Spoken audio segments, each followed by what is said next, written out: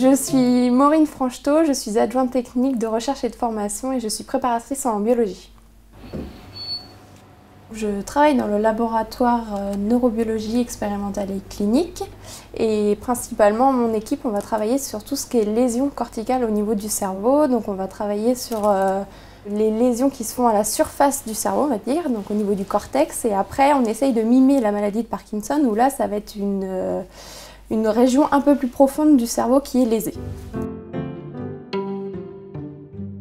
Donc nous travaillons sur le cerveau de la souris, nous essayons de le réparer, ce cerveau. Donc en surface, ça va être vraiment de greffer un tissu entier d'une souris pour voir si le cerveau sain ne fait pas de rejet et voir si tous les neurones se fondent dans la masse. Et pour la maladie de Parkinson, ça va être plus, on va cultiver des cellules et donc là on va injecter une solution en profondeur dans le cerveau. Et là c'est le même principe, on essaye de voir si les neurones se fondent également dans la masse et créent leur propre réseau, parce que c'est un réseau les neurones. Merci. Et tu n'auras pas le temps d'en faire un deuxième si je t'en mets un. Ils sont tous dans le PV là ou pas? Mon rôle dans ce laboratoire, c'est d'aider les chercheurs, aider les maîtres de conférences, les thésards et avoir un rôle vraiment de collègue, de conjoint avec tous les techniciens ingénieurs. Donc certains chercheurs vont me donner des missions, je vais la faire de A à Z. Après les étudiants, ça va être plus ponctuel où ils vont avoir une quantité importante de travail et là je vais les aider. Par exemple couper les cerveaux, je vais les aider, on va faire en binôme, ils vont en faire 10, je vais en faire 10. Et pour les immunos, s'ils en ont beaucoup, ça va être exactement pareil. Ou alors s'ils sont en congrès, n'importe quoi, je vais les remplacer à ce moment-là. Donc voilà, et après ça va être mon travail aussi, c'est que tout soit nettoyé, tout soit stérilisé et que toutes les solutions soient prêtes au moment où ils veulent travailler.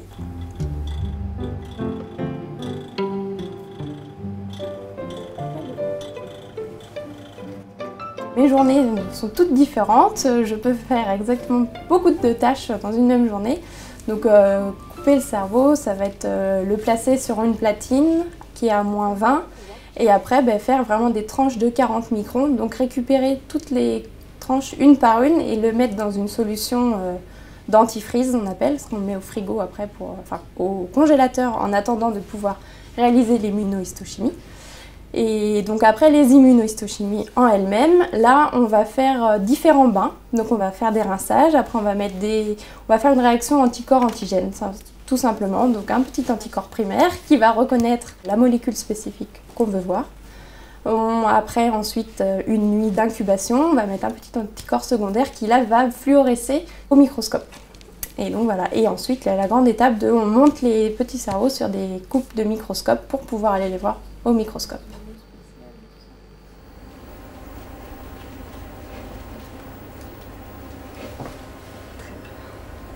On va regarder qu'est-ce que ça donne.